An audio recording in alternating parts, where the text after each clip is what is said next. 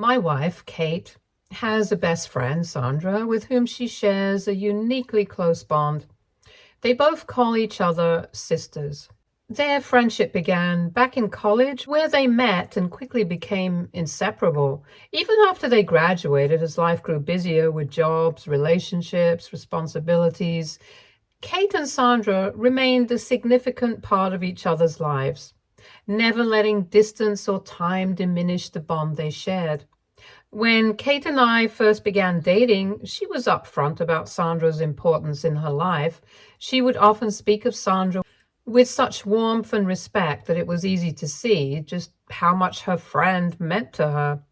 Kate always made it clear that for our relationship to flourish, I would need to make a strong impression on her best friend and sort of get her acceptance. The first time I met Sandra, I wanted to make sure that she knew I respected her friendship with Kate. So, along with the bouquet I brought for Kate, I also picked up a second bouquet for Sandra as a friendly gesture. When I presented the flowers to Sandra, she started awing and seemed genuinely touched by my gesture. During our conversation, she seemed to warm up to me fairly quickly, and by the end of the evening, I knew I had her approval. Kate seemed really happy to see me and her best friend get along. However, I will say that I did notice a few red flags. For example, Sandra loved talking about only herself. She seldom asked any questions or let anybody else speak. It was like she loved only hearing her own loud voice.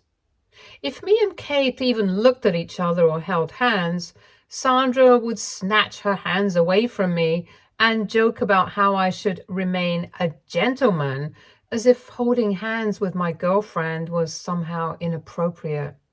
At one point, when Kate was bragging about how good of a boyfriend I was to her, Sandra joked how Kate should probably break up with me so Sandra could have me instead. She did laugh while making this joke, and Kate didn't seem to mind about her comment, but it made me feel a bit weird. However, I didn't want to overthink and create any issues, since my only goal was to earn Kate's best friend's approval for a smoother path in our relationship. What I didn't realize back then was that this first meeting with Sandra, which seemed like such a simple and positive experience, would actually set off a chain of events I couldn't have predicted. I don't mean to sound presumptuous, but looking back, Sandra may have had an interest in me right from the start beyond just friendship. For years, I have always brushed this thought aside, dismissing it as my own misinterpretation of her friendliness. After all, I never had any romantic interest in Sandra. My love and devotion were, and still are, entirely for Kate. Yet, as time passed, Sandra's actions have hinted at something more. Subtle gestures, lingering looks, and the way she behaves when we are all together sometimes feels very inappropriate. For instance, before Sandra ever got married, she would often insist on joining Kate and me on our dates. Sometimes nearly every other weekend. Kate and I would plan a night out or a cozy dinner together, expecting it to be just the two of us, only for Sandra to somehow find a way to insert herself into the plans. It was as though she loved being a third wheel in our relationship. Of course, my wife didn't seem to mind Sandra's constant presence. In fact, she probably saw it as just another expression of their close bond. But for me, it was frustrating. I wanted to enjoy time alone with Kate, to be able to focus on her and make her feel special without distraction. But with Sandra there, my gestures towards Kate, small acts of affection like holding her chair, opening doors for her, or even putting sunscreen on her at the beach, seemed to take on a different dynamic. Sandra often insisted that I do these things for her as well, almost as if she expected the same level of attention and care I showed Kate. Naturally, I strive to be courteous. I was raised by two older sisters who instilled in me the importance of being respectful and thoughtful towards women. However, with Sandra, it was different. She didn't simply appreciate these gestures in passing. She outright demanded or assumed I would do them for her too, as though it was my responsibility to treat her with the same affection I showed my own partner. As a result, it began to feel less like friendship and more like she was expecting me to play the role of her boyfriend. And this made me uncomfortable. When I initially went along with her requests, hoping they were just part of her outgoing personality, as Kate would often put it, over time, her behavior began to feel invasive. Sandra's expectations grew increasingly bold. I vividly recall a time when I bought a locket for Kate, a delicate piece that I had basically custom made. She loved it, and it quickly became one of her most cherished pieces of jewelry, something she wore often and kept close. However, not long after I gifted it to her, Sandra began insisting that Kate give her the necklace instead, claiming that it would suit her better. Sandra even went so far as to plant doubts in Kate's mind, subtly suggesting that because she has a cool skin tone, gold apparently doesn't look as good on such skin tones. In the end, my naive partner ended up being manipulated and reluctantly let Sandra have the necklace. When I discovered what had happened, I was deeply upset. I didn't understand how Sandra could make Kate feel insecure about something so personal, nor did I understand how she felt entitled to a gift I had thoughtfully picked out for my partner only. Feeling a surge of frustration, I confronted Kate about the necklace and firmly told her that she needed to ask her best friend to give it back. I knew Kate hadn't willingly given it up. She'd simply been persuaded, as she was a people pleaser and likely did not want to upset her best friend. When Sandra found out that I wanted the necklace back for Kate, she refused to give it back. She had the nerve to accuse me of being disrespectful for asking her to return a gift that Kate had already given her. She claimed that she only had Kate's best interests at heart, suggesting she simply wanted my partner to look good in things that truly suited her. Her words irritated me even further. I was clear and direct with her, telling her that Kate was beautiful exactly as she was, and looked good in anything she wore, gold, silver, or any other jewelry. I firmly asked Sandra to return the necklace to Kate. Sandra then made a counter demand, suggesting that if she were to give the necklace back, I should buy her a better necklace for her upcoming birthday, insisting she deserved to be pampered as well. The entire situation felt surreal, and I was taken aback by her entitlement. I reminded her that I was not her boyfriend, so maybe she should not be making such ridiculous demands to me. However, Sandra continued to insist that I was an important part of Kate's life, which meant I was an important part of her life too, so she didn't see any issue as to why I couldn't buy her a necklace. In the end, just to resolve the situation without causing more friction, I reluctantly agreed to her demand. Only then did she return Kate's necklace. This entire ordeal left a sour taste. It made me question the true nature of Sandra's intentions, as well as the effect her friendship had on my wife's sense of self.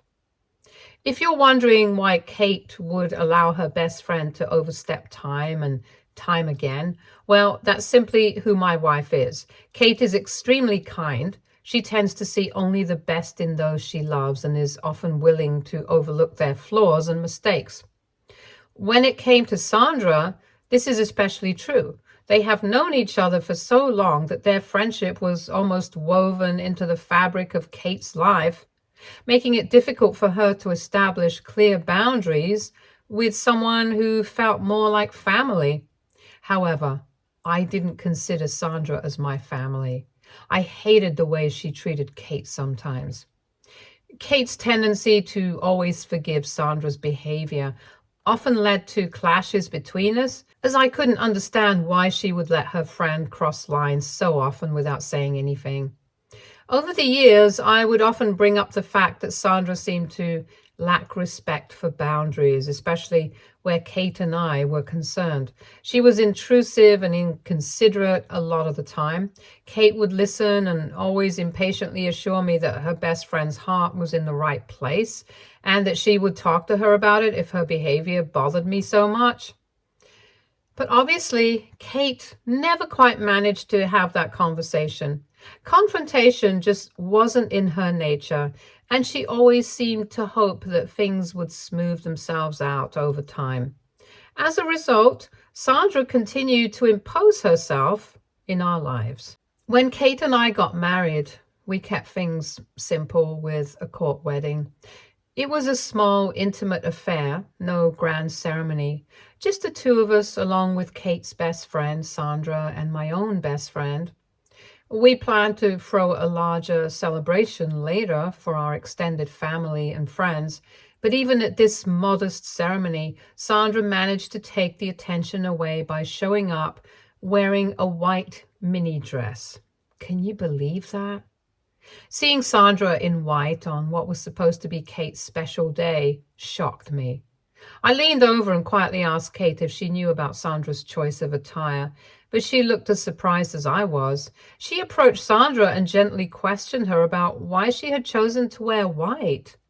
Sandra, in her usual dismissive manner, brushed off the question and claimed she didn't have anything else decent to wear, so she wore this dress. I pointed out to Sandra how only the bride was supposed to wear white. This seemed to infuriate Sandra, and she argued how it was old-fashioned to think only the bride can wear white. She insisted that she simply liked the dress and hadn't considered the color as a factor.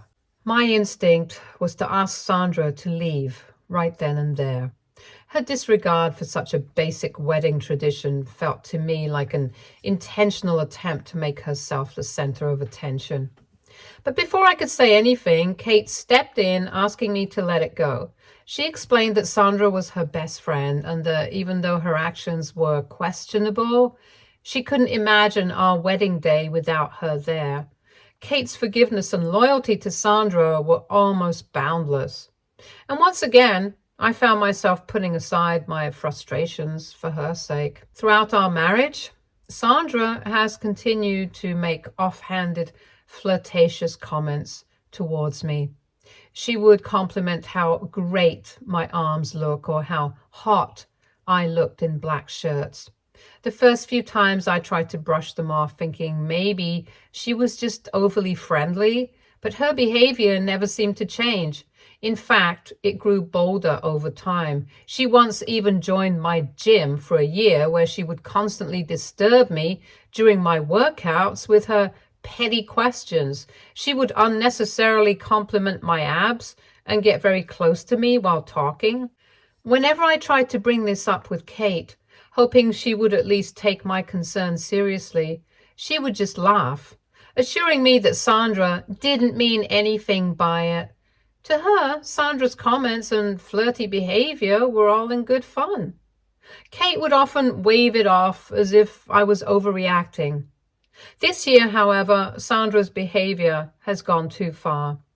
For context, she got divorced from her ex-husband after he found out that she had been having an affair with her co-worker.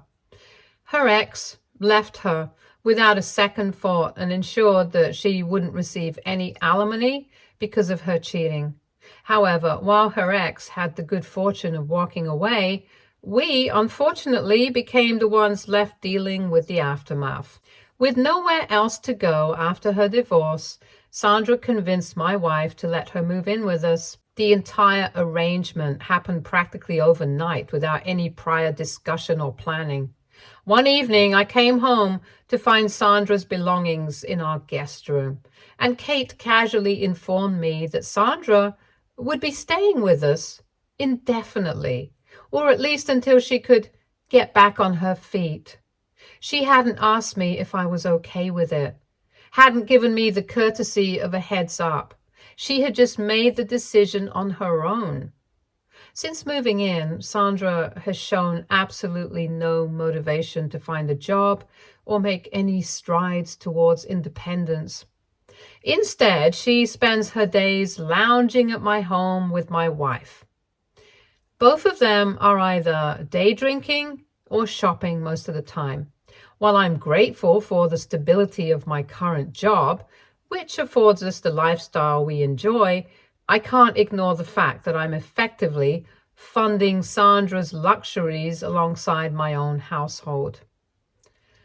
My frustration grows each month as I review our bank statements, shocked by the sheer number of expenses that are clearly unnecessary, frivolous, and outright indulgent.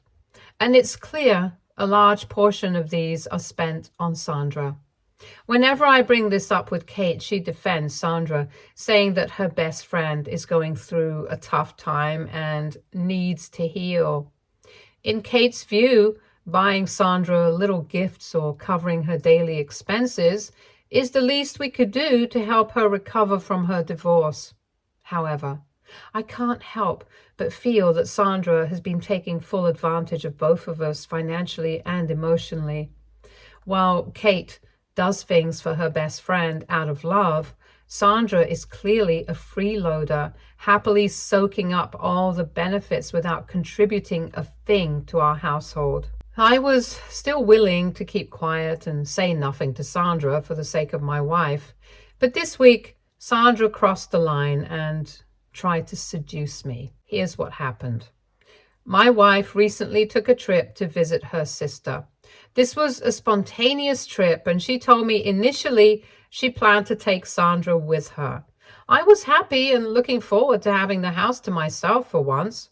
After months of sharing our space with Sandra, a day alone sounded like a breath of fresh air. I planned to relax, put my feet up, and binge watch sports on TV. But on the morning they were set to leave, Sandra suddenly claimed she wasn't feeling well. She complained of nausea and fatigue, putting on a performance that apparently convinced my wife she shouldn't travel. Despite my disappointment, I didn't think much of it. People get sick. And if Sandra was feeling unwell, I couldn't exactly force her to leave. My wife, always the caretaker, asked me to check in on Sandra from time to time while she was away. She also wanted me to make sure her best friend was taking her medicine. I agreed. However, just a few hours after my wife left, Sandra's sudden illness seemed to vanish into thin air. She came out of her room wearing a short skirt and a hoodie that seemed very familiar. My eyes widened as I recognized that this was one of my old hoodies, which I didn't even wear anymore. I asked her where she found it and why she was wearing it. Sandra told me that my wife had found the hoodie in my closet and was planning to donate it. However, Sandra convinced my wife to give it to her instead, saying she thought the hoodie was really cute. I just nodded and went back to watching TV. Sandra then attempted to make small talk. I wasn't interested though, and I kept my responses short, sticking to one-word replies as I focused on the TV, hoping she'd get the hint and leave me alone. Undeterred, Sandra then sat next to me on the couch, much closer than I was comfortable with.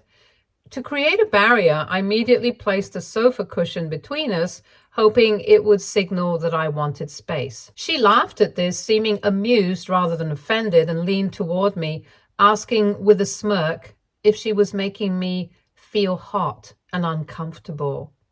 I looked at her disgusted and replied that I simply preferred having my personal space, adding that since she wasn't feeling well earlier, I didn't want to risk catching her germs. My hope was that this would make her realize I wasn't interested in her company, but instead, Sandra laughed even more, clearly taking none of this seriously. She swung her legs up on the couch, turning her entire body to face me. Then she leaned in even closer, her gaze intense, and told me how this kind of honesty from me was what she had always loved the most about me. The casual, almost flirtatious tone made my discomfort skyrocket. It was becoming increasingly clear that she was sort of coming on to me. I kept ignoring her, hoping she would eventually take the hint and leave me alone. But Sandra wasn't letting up. She then started playing with my hair. I moved my head away and asked her clearly to leave me alone. She then smiled and replied how I should relax and enjoy the time we had, just the two of us. The situation was becoming unbearable. She was being inappropriate with me, and I did not like that. If this was a man, I would have straight up slapped him. But she was a woman and I didn't want any trouble. So I immediately got up from the couch and walked into the kitchen to gather my thoughts. Frankly, I wished my wife were here to witness this. I took out a drink from the fridge, and when I returned to the living room, Sandra started suggesting that I should ditch watching TV and come watch her instead, saying she wanted to take a dip in the pool. Then she told me with a grin how she wanted to show off her latest swimwear in front of me. At this point, my mind was racing. The reality of the situation hit me like a ton of bricks. Sandra wasn't just flirting, she was basically harassing me. I could feel my frustration and anger boiling over. This wasn't a playful situation anymore. This was a violation of boundaries. I immediately grabbed my car keys and walked out of the house. I needed to get away to clear my head. I just couldn't be in the house with her anymore, knowing what had just unfolded. Currently, I'm sitting at a cafe all alone, scared to go back home. When I called Kate earlier to explain the situation and how Sandra had made me feel, she completely dismissed my worries. I thought my wife was the one person who would finally see how inappropriate and out of line Sandra was being. But Kate just laughed at my reaction. She told me how it wasn't even that serious, and that I shouldn't be surprised by Sandra's harmless flirting. She insisted that I was reading too much into her friend's comments. I tried again to explain that this was different, that Sandra asking me to watch her swim or touch my hair while talking was not her usual behavior. But Kate just started to mock me, questioning my masculinity for not taking it playfully, and jokingly told me I needed to grow a pair. I was completely shocked by her reaction. So AITA for overreacting to my wife's best friend's flirting with me? Am I reading too much into it? Update 1. I have to clarify, when my wife dismissed my concerns, I was completely taken aback as well. I still don't understand why my wife continues to defend Sandra's behavior so vehemently. After reading all your comments, I did call back my wife and flat out told her that I wanted Sandra out of the house. No more arguments. This was no longer just a minor issue for me. It had become a boundary violation, and I couldn't ignore it anymore. Kate started begging me, telling me that Sandra had nowhere else to go and that if I kicked her out, she would be living on the streets. I told her I didn't care about where her best friend was going to live as long as she was gone from our place. In the end, Kate promised she would come home and talk to Sandra about her actions. As of now, I am back at home. I think Kate has given Sandra a heads up because she has stayed in her room and hasn't tried to disturb me again. Update 2. I can't believe this post has gone viral since I posted this yesterday. You all are right. Sandra has never really respected my personal space. It isn't just this one incident. It is the accumulation of all the little boundary-pushing moments that have happened over time. Now, after everything that has transpired, I don't know how to look at her in the same way again. I don't feel safe in my own home. As advised by some of you, I have ordered a few cameras from Amazon so I can put them around the house, like the living room and the kitchen. If Sandra tries anything on me again, then I can have evidence against her. Also, Sandra did send me a text message and an apology of sorts. Maybe Kate asked her to do this, I don't know. Sandra hasn't yet dared to face me since yesterday and has pretty much been locked inside her room. In the text message, she apologized for making me feel uncomfortable and wrote that it wasn't her intention to cause any problems. I didn't bother replying back to the text. Update 3. It's been a week since my last update, so My wife is now back home, and it seems like she and Sandra have spent a lot of time talking through what happened that day. Sandra has personally apologized to me again, but even then, I couldn't bring myself to respond. I just ignored her and let her know that she needed to move out. Kate tried to change my mind again, but I was still firm on my decision. After some back and forth, Kate suggested that I give Sandra 2 more weeks to figure things out. I agreed, but begrudgingly. However, yesterday, everything changed. I overheard something between Sandra and Kate that has now completely shifted how I view my wife and the entire situation. You see, I was out for my usual morning run, and when I came back home, I could hear Sandra and Kate talking in the living room.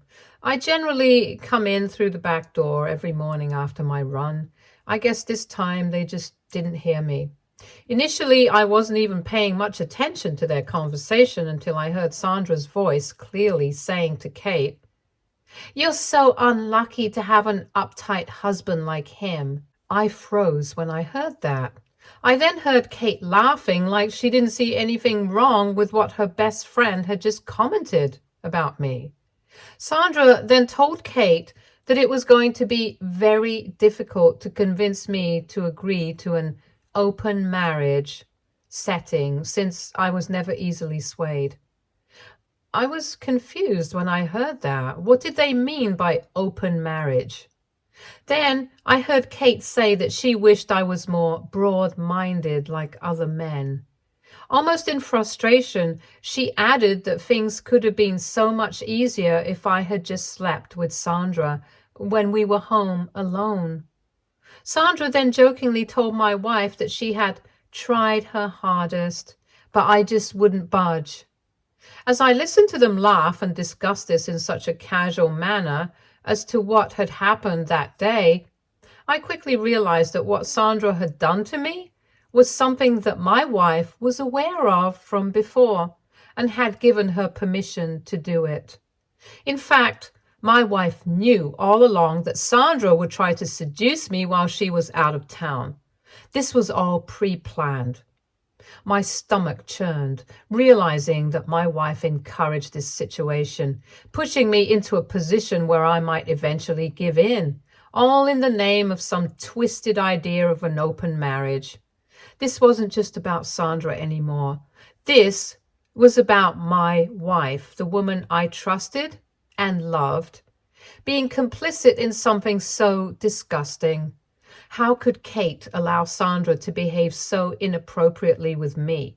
I had never imagined that my own wife would be a part of this. However, as they continued talking, I became even more and more sure. At that moment, I couldn't take it anymore. My voice was shaking with fury as I walked out and confronted Kate, asking her if everything I had just overheard was true.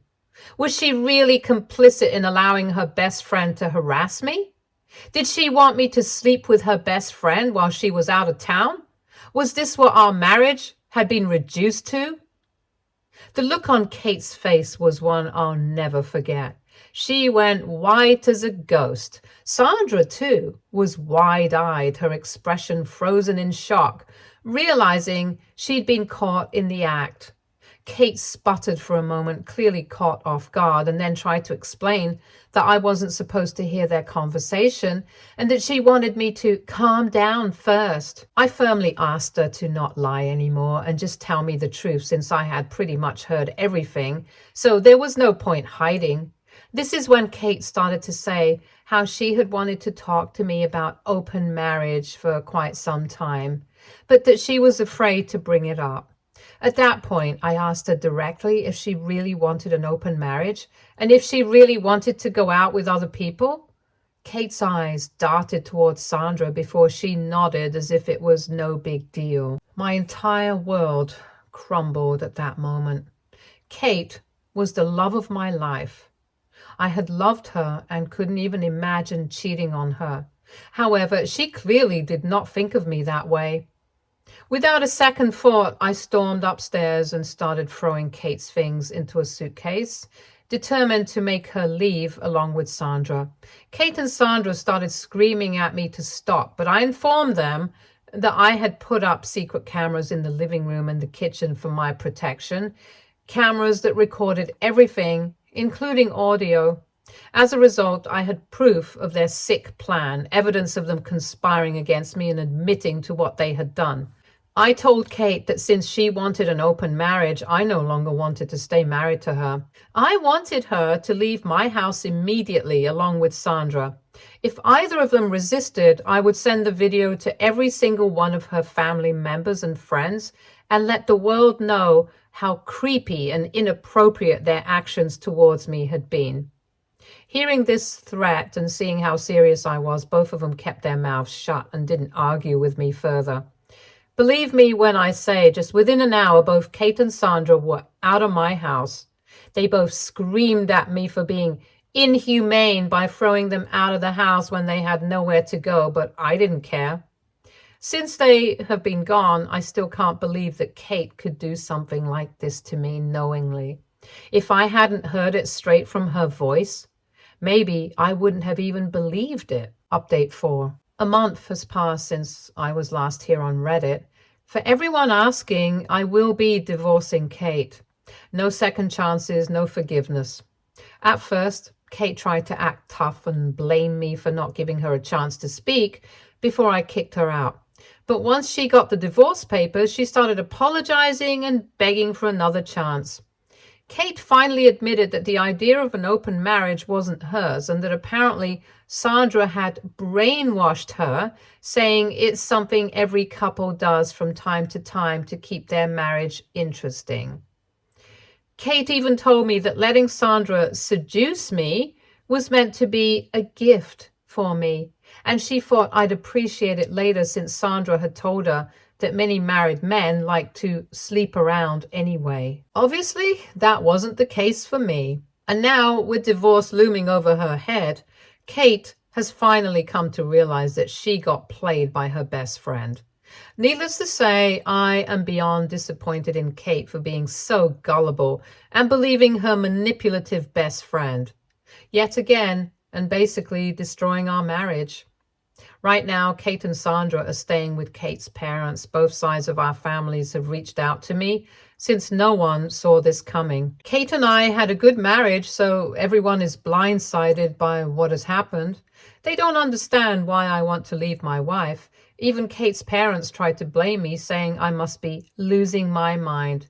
So in response, I created a group chat with all our close family members and shared the video from that day in our living room, which clearly shows what Sandra and Kate were saying and how disgusting their plan was. I also explained how Sandra has behaved inappropriately with me multiple times and how Kate has encouraged her best friend to cross the line, all in the hopes of pursuing an open marriage, which I do not believe in. That's why the divorce is happening. I even sent a screenshot of the apology Sandra had sent me, where she essentially apologized for harassing me that day when we were home alone. Suffice it to say, Kate has a lot of explaining to do now with everyone. As for me, I'm just glad to be done with all this. Stay tuned for more stories from our girl relationships.